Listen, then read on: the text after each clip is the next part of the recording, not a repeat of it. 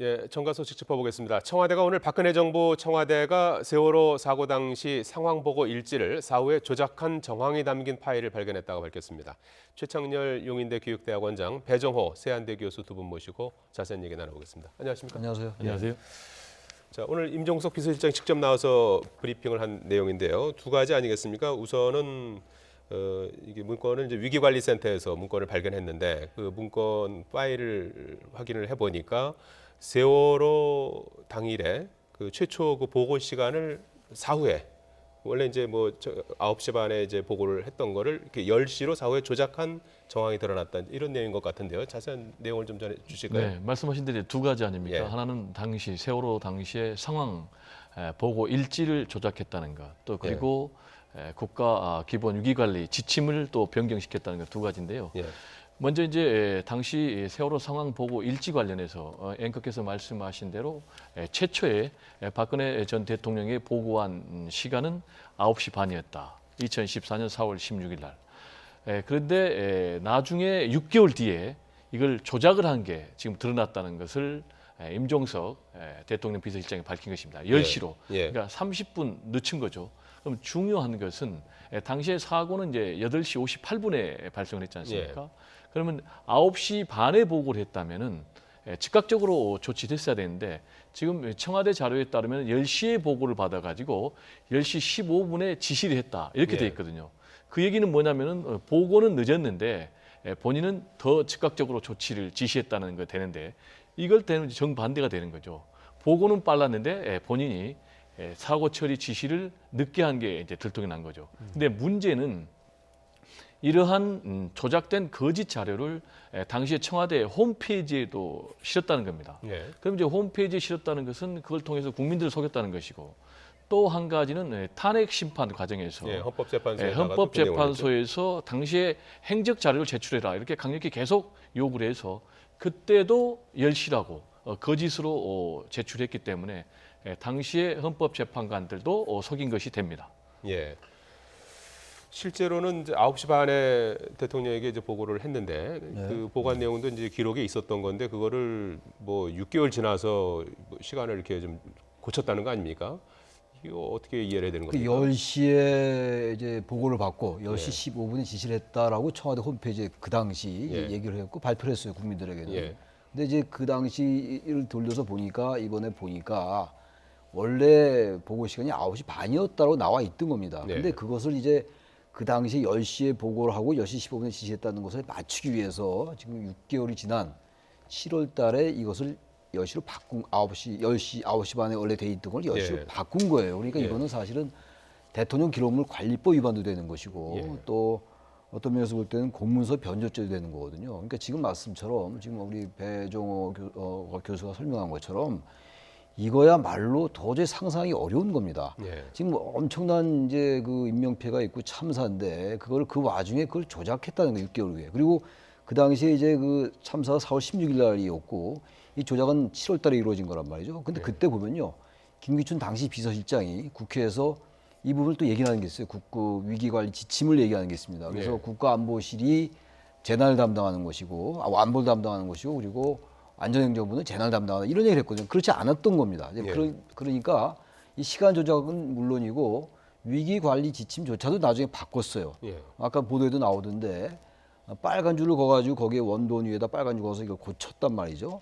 그러니까 이거야말로 상상이 어려운 거예요. 그러니까 김기춘 비서실장이 국회에서 보고한 것에 맞추기 위해서 사후에 김관진 당시 국가안보실장이 지시해서 고쳤다라는 거거든요.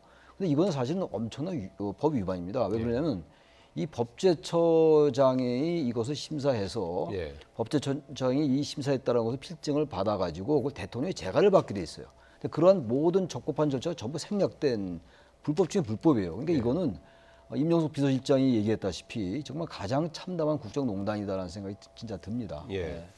지금 이제 이 세월호 보고 받은 시간을 조작했다는 것은 박근혜 전 대통령이 당시에 뭘 했냐라는 행적과 관련된 본인이 밝힌 모든 진술이 다 거짓일 가능성이 있다는 이제 그런 게 된 겁니다. 지금 당시에 7시간 동안 과연 박근혜 대통령이 어디서 뭘 했냐? 7시간이 아니라 이렇게 되면 이제 7시간 반이 되는 거죠? 이제 그거는 이제 그 과정 중에 있는 이게 거니까 사실이라면? 전체적으로 예. 이제 7시 반이니까. 예. 그런데 이제 문제는 그 본인이 밝혔던 모든 행적들이 다 진실성이 무너지는 거죠. 예. 그래서 이제 당시에 헌법재판소에도 제출한 자료에 보면은 어디에 있었느냐 이게 사실 굉장히 쟁점이었지 않습니까? 그럼 무엇을 했느냐인데 어디에 있었느냐 관련해서는 본인은 관저 집무실에 있었다라고 이제 관저 집무실 얘기했거든요. 그러면서 모든 지시를 다 했다고 그랬는데 그런 본인이 밝혔던 세월호 당시에 의문의 7시간 행적이 다 무너지는 것이 되기 때문에 다시 원점으로 돌아가서 국민적인 또 분노, 국민적인 의혹이 일어날 것으로 보입니다. 예. 그러면 조금 질문을 좀 달리 좀 바꿔서 여쭤보면은 예. 그 세월호 보고 시간을 이렇게 고친 거하고 그다음에 위기 관리 기본 지침을 바꾼 바꾼 거. 거하고. 그 바꾼 의도는 뭐라고 봐야 됩니까? 그 당시에 일단은 그 시간 바꾼 거는 이제 첫 보고를 받고 조치를 한 그 시간을 최소한 이제 줄이려고 했던 주려고 거잖아요. 했던 그죠? 거고 예. 그만큼 이제 청와대 박근혜 대통령의 책임을 좀 면하게 하려고 했던 거고 아까 제가 설명한 것처럼 예. 이제 두 번째 그 위기관리 지침을 바꾼 거는요. 예. 그 당시 규정에 의하면 국가안보실은 모든 안보나 재난의 컨트롤 타워 역할을 한다고 되어 있었어요. 예.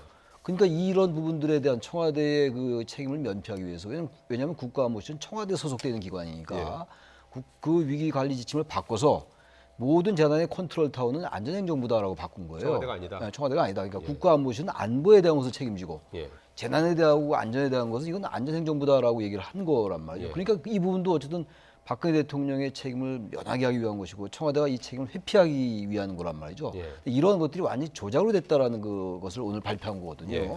그러니까 이건 앞으로 철저히 수사를 해야 됩니다. 예. 이걸 뭐 세월호 참사 일이라고 과거로 치부하면 절대로 안 된다라는 예. 거죠. 그 발표 내용을 오늘 잠깐 좀 임종석 비서실장이 직접 발표를 했는데 들어보시겠습니다. 박근혜 정부의 세월호 관련 문서 조작 의혹에 대해서 말씀을 드리겠습니다. 관련 내용은 세월호 사고 당시 상황 보고 일지를 사후에 조작한 의혹과 국가위기관리 기본 지침을 사후에 불법적으로 변경한 내용입니다. 가장 참담한 국정농단의 표본적인 사례라고 봐서 반드시 관련 진실을 밝히고 바로잡아야 한다고 생각해서 관련 사실을 수사기관에 수사 의뢰할 예정입니다. 예. 들으신 것처럼 이제 관련 사실을 이제 수사 의뢰하기로 한 거 아니겠습니까? 그 수사 대상이 되는 사람들은 이제 누가 되는 겁니까? 이제 당장 수사 대상이 될 사람은 이제 예. 두 사람이겠죠. 하나는 이제 박근혜 전 대통령이겠죠. 예. 본인이 이 보고를 받았는데 그 시점을 조작했으니까. 그러면 이제 그걸 구체적으로 조작을 실행한 사람은 또 수사에 들어가면 누군가 나오겠고요. 또 하나는 국가 위기관리 지침, 기본 지침을 불법적으로 변경을 한 사람, 그리고 지시한 사람은 지금 현재 김관진 예. 전 국방장관 그리고 전 국가안보실장으로 지금 나와 있거든요. 따라서 지금 김관진 전 국가안보실장과 관련해서는 반드시 소환 조사가 이루어질 수밖에 없는 그런 상황이고요. 예. 그리고 이제 김관진 전 국가안보실장 같은 경우는 그 전에 또 국방부 장관 했을 때 그때 사이버 사령부의 여러 가지 정치 사찰 예. 그리고 또 정치 조작들의 의혹까지 지금 동시에 받고 있기 때문에 김관진 전 국가안보실장, 전 국방부 장관 수사는 불가피해 보이고 그리고 이 과정에서 그러면 그분의 지시를 받아서 구체적으로 또 실행한 사람들에 대해서도 계속 수사가 되겠고 그러다 보면 앞으로 이 문제가 예. 또 당장 전국의 가장 중요한 쟁점으로 부상될 것으로 전망이 됩니다. 예. 자, 국정감사 얘기를 좀 네. 해봐야 될 것 같습니다. 오늘부터 이제 20일간의 국정감사에 들어가는데 문재인 정부 들어서 첫 국정감사 아니겠습니까? 네. 뭐 관전 포인트라고 한다면 어떤 걸 글쎄 꼽겠습니까? 뭐 소위 이제 관전 포인트라고 하면은 예. 일단 이번 국정감사가 문재인 정부 출범 이후 처음 이루어지는 국정감사고 예. 또 내년 지방선거를 앞두고 치러지는 국정감사란 이 두 가지가 굉장히 중요한 쟁점인 것 같아요. 예. 주요 포인트인데 지금 화면에 나오다시피 이 각 당의 그 이제 어떤 그 지향을 보면요. 일단 민주당 같은 경우는 이른바 지금 얘기가 되고 있는 여러 가지 군 사이버 사령부, 국정원 지금 방금 얘기 나눈 이러한 여러 가지 국정농단 사례들 이런 것들에 대한 적폐를 청산하자 이런 것들 진상을 규명하자는 게 기본 입장이에요. 예. 상당히 중요한 거겠죠. 국정조사라는 국정감사라는 게 지난 정권의 그리고 행정부의 잘못된 것을 감사하는 것이니까 그러니까 더불어민주당은 어쨌든 지난 정권의 지난 보수 정권의 적폐를 규명하자라는 것이고 지금 또 제1야당 같은 경우는 지금 아까 화면에 나왔습니다만 정권의 무능과 이런 여러 가지 인사 실패 이런 것들을 심판하자. 다시 말하면 이런 것들을 신적폐다라고 규정을 하고 있는 거예요. 제1야당인 한국당의 경우는. 그래서 이제 이른바 적폐 대 신적폐, 이것이 가장 이번 국정감사를 관통하는 가장 커다란 쟁점이 될 것 같아요. 물론 상임위별로 이제 쟁점이 다양하긴 하겠습니다만, 이런 지금 군 사이버 사령부 문제, 국정원 문제, 세월호 아까 말씀 나눈 그런 부분들도 모든 상임위에 많이 걸쳐 있어요. 안보 얘기도 마찬가지고요. 예. 국방부, 그리고 과학기술정보통신위원회도 예. 있고, 또 한미 FTA 문제 같은 것들도 그렇고, 그러니까 모든 상임위에 걸쳐 있는 이것이 어쨌든 적폐청산대 이른바 정치보복 프레임의 대결 구도가 될 것 같다라는 생각이 듭니다. 예. 아마 이제 안보 이슈도 이제 국감 이슈 가운데 이제 하나일 것 네. 같은데요. 오늘 송영무 장관은 한국을 제외하고 미국 단독으로 전쟁하는 일은 없을 것이다. 이제 이런 얘기를 하기도 했는데 잠깐 들어보시겠습니다. 미국 단독 전쟁 가능합니까? 안 합니까? 가능성만 얘기를 해주십시오. 한국을 제외하고서 미국이 단독으로 한다. 방금 제가 드린 말씀, 예, 그런 것은 없을 것입니다. 북한의 핵 무기 개발에 대한 얘기를 많이 합니다. 완전히 실전 배치돼서 바로 사용할 수도 있는 상황입니까? 아닙니까? 거기까지는 도달하지 않았다고 봅니다. 도달하면 북수뇌부 제거를 얘기를 합니다. 이건 가능성이 있습니까? 없습니까? 그런 얘기는 여기서 밝히기가 좀 어려운 것 알겠습니다. 같습니다. 예, 상당히 그 민감한 이제 질문들이 그 오고 가고 답변이 있었는데요. 이 우리 한국을 제외하고 미국 단독으로 전쟁하는 일은 없을 것이다. 이 코리아 패싱을 좀 염두에 두고 나온 그런 맥락인가요? 어떻게 네, 봐야 되는 그렇습니다. 겁니까? 이제 코리아 패싱을 계속 얘기하는 게 예. 세 가지 포인트가 있는데 예. 첫 번째 가장 중요한 포인트가 우리가 코리아 패싱이 되면은 미국이 선제 공격을 할 경우에 정말로 전쟁으로 갈 수 있는 한반도 전쟁 발발 가능성이 생기기 때문에 코리아 패싱이 절대 있어서는 안 되고, 그런 점에서 송영무 국방부 장관이 한국을 제외하고는 미국이 선제 공격하는 일은 없다라고 했고요. 그리고 또 두 번째 우리가 또 코리아 패싱과 관련해서 주의해야 될 대목은 중국과 또 미국이 이른바 빅딜을 통해서 예. 한국을 제외하고 할 경우에 북한의 김정은을 제거하고 동시에 주한미군을 철수하는 그런 이제 빅딜이 이루어질 수도 있기 때문에 그것도 우리가 유념을 해야 되고, 또 마지막으로는 이제 북한과 미국이 전격적으로 한국 이른바 코리아 패싱을 하고 둘이 타결할 예. 경우는 또 우리가 여러 가지로 안보적으로 수세에 몰릴 수밖에 없는 이제 그런 구조로 가기 때문에 코리아 패싱이 절대 있어서는 안 되고요. 이 세 가지 부분에서 따라서 그럼 어떻게 해야 되느냐? 예. 안보는 여야가 따로 없지 않습니까? 예. 따라서 이 안보 문제를 정쟁거리로 삼아서는 안 되고 여야가 초당적으로 힘을 합쳐서 대치해야 되지 않나 이런 생각이 예. 듭니다. 자, 이게 국감이 뭐 시작되는 그 한복판에서 지금 보수 야당은 뭐 재편 움직임이 좀 급물살을 타고 있는 것 같아요. 지금 어느 정도 지금 진행이 되고 있는 것 같습니까? 지금 바른정당이 다음 예. 달 13일 날 예. 전당대회가 예정돼 있잖아요. 예. 유승민 의원은 뭐 어쨌든 절대 통합은 안 된다는 입장을 계속 견지하고 있고, 예. 바른정당 내에 김무성 의원의 경우는 일단 보수 야당이 통합하지 않으면 예. 이른바 같이 연대하거나 어쨌든 통합하지 않으면 이 김무성 의원의 표현에 의하면 이 지금 잘못된 정권의 안보 무능이라든지 이런 것들을 심판할 수 없다, 견제할 수 없다. 그래서 내년 지방선거에 임할 수 없다는 입장인데 예. 김무성 의원과 이 유승민 의원의 의견이 워낙 팽팽해요 지금. 그런데 전체적으로 볼 때 예. 전반적으로 지금 말씀하신 것처럼 한국당과 바른정당은 그것이 당대당 통합이 됐건 부분 통합이 됐건 또 일부 탈당을 해가지고 제가 말씀드린 그 통합이 됐건 간에 통합으로 가는 움직임은 기정사실화 되는 것 같아요. 예. 왜냐하면 내년 지방선거가 있기 때문에 이 어떤 보수의 가치를 재건하고 뭐 개혁적 보수를 어떻게 국민들에게 보일 것이냐, 이게 유승민 의원의 주장인데 예. 그러한 부분보다는 선거를 앞두고는 결국은요 정치공학적으로 통합한 세력이 유리한 게 사실입니다. 예. 우리 한국의 정당 정치사를 보면 그런 예. 것들은 사실 사례로 입증되고 있기 때문에 아마 그런 관점에서 이 지금 바른정당 내의 의원들이 통합 쪽에 많이 무게가 실리는 것 같아요. 물론 예. 이제 일부 자강파라고 하는 의원들은 끝까지 어쨌든 바른정당을 유지해야 된다고 합니다만 네. 전체적인 분위기는 지금 보수 통합 움직임도 있고 보수 통합 추진위원회 움직임도 있고 해서 이제 다음 달 13일 전까지 어쨌든 홍준표 대표는 한국당의 홍준표 대표는 이것을 통합으로 가야 된다는 건데 데드라인을 그렇게 정했죠? 그렇게 정한 거죠. 예. 근데 문제는 이제 이게 일부 탈당을 하느냐, 당대당 통합까지는 사실 홍준표 대표는 얘기를 안 했어요. 예. 근데 지금 이제 오늘 어제 발언을 보니까 당대당 통합까지도 양보할 수 있다는 그런 입장인 것 같아요. 어쨌든 그래서 바른정당은 좀 이쪽으로 한국당과 같이 합치는 쪽으로 예. 가는 그런 추세는 부인할 수 없을 것 어느 같다는 거예요. 정도 크기는 어느 정도, 규모는 어느 정도 될까요? 최소한도 저는 15명 이상을 갈 것 같아요. 그래요? 지금 20명 정도라이니까 예. 자강파 의원이 아무래도 전반적으로 좀 세가 밀리는 거 아닌가. 그게 결국은 정치공학적인 그 논리 때문에 그래요. 예. 바른정당과 이 한국당에 이 통합 명분이 있다라고 보는 사람도 있고 물론 바른정당 내에 없다라고 보는 측도 있다 하더라도요. 예. 전반적으로 볼 때는 지방선거라는 것 때문에 아무래도 바른정당은 통합 쪽에 무기가 좀 실리지 않을까. 단지 그것이 당대당 통합이나 완전히 그 당이 해체되지는 않겠습니다만 예. 전반적으로 이쪽으로 좀 쏠리는 건 사실인 것 같습니다. 이 저 통합 국면에 접어들면서 홍준표 대표, 유승민 의원 지난 대선 때도 상당히 그렇죠. 좋지 않았었는데 막말을 쏟아내면서 상당히 대립각을 세우고 있는 그런 모습인데요. 잠깐 좀 녹취 잠깐 들어보시겠습니다. 저희들은 저희들 계획대로 전당대회 해서 당 지도부 새로 뽑고 저희들 길 갑니다. 그 홍준표 대표가 그 자유한국당 대표로서 자기 당 지지도 올릴 생각이나 하지. 그 영감님은 자유한국당 그 지지도나 신경 쓰시라고 그렇게 말하고 싶네요. 유 대표는 입이 10개 있어도 할 말이 없어요. 그런 이야기 하면 안 돼. 예. 자, 이게 뭐 상당히 날선 그 뭐 공방이 좀 있는데요. 뭐 바른정당 전당대회까지 어떻게 될 것 같습니까? 앞으로 전망을 해주신다면요. 네, 우리 교수님께서 전망을 예. 하셨지만은 이제 당대당 통합은 어렵습니다. 예. 왜냐하면 방금 인터뷰를 통해서 봤지만은 홍준표 대표 그리고 유승민 대표 이제 현 의원이죠. 유승민 의원은 서로 양립할 수 없는 관계입니다. 첫 번째는 이제 정치적 미래에 관련해서 그러는데요.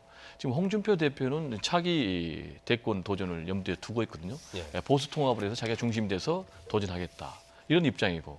그리고 또 유승민 의원 같은 경우는 이번에 또 당 전당대회를 통해서 대표가 되면은 새로운 보수, 개혁 보수의 중심이 돼서 또 차기 대권을 도전하겠다. 단지 그런 정치적인 미래에서 기본적으로 충돌하기 때문에 같이 갈 수가 없고요.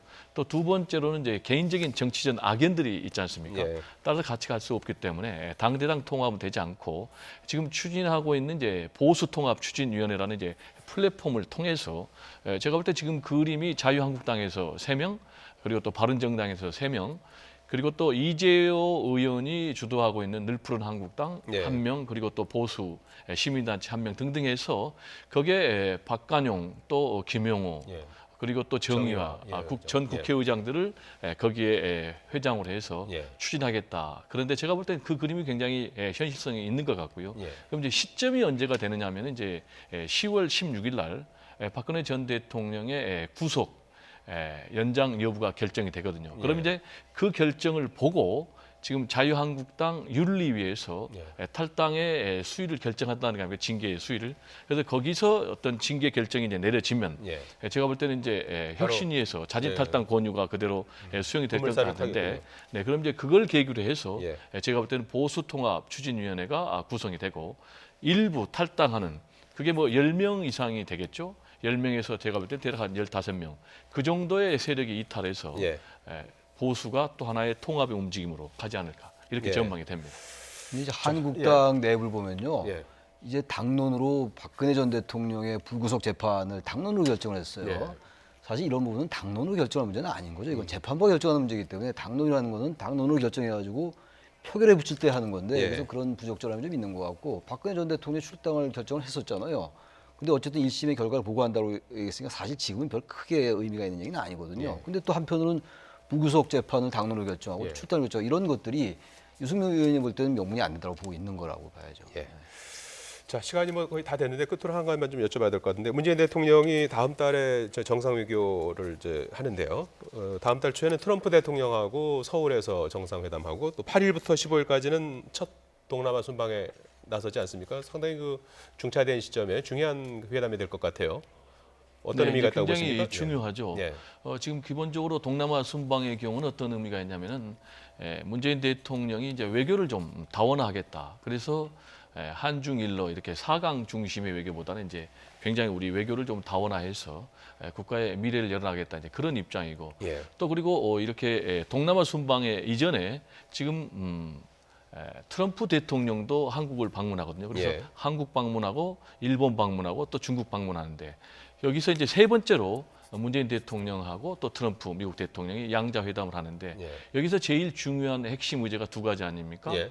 북한의 핵 문제에 대해서 미사일 문제에서 어떻게 대응할 것인가. 예. 그리고 지금 또 최대 이슈가 되고 있는 한미 FTA 개정 협상에 대해서 어떻게 할 것인가에 따라서 굉장히 또 중요한 전국의 분수령이 될 것으로 전망이 됩니다. 예. 최 교수님 어떻게 보십니까? 그러니까 아세안과 이 에이펙이야 뭐 우리나라 대통령도 항상 참석했던 거니까 예. 우리가 에이펙 이제 협력 구성원이고 그런데 예.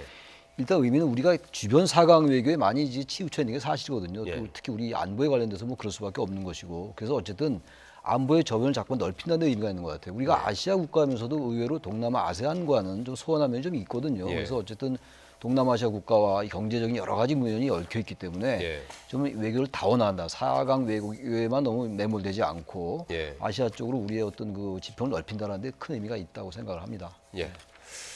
예, 정가 소식 짚어봤습니다. 최창렬 용인대 교육대학원장, 배정호 세안대 교수였습니다. 두 분 고맙습니다. 예. 네, 감사합니다.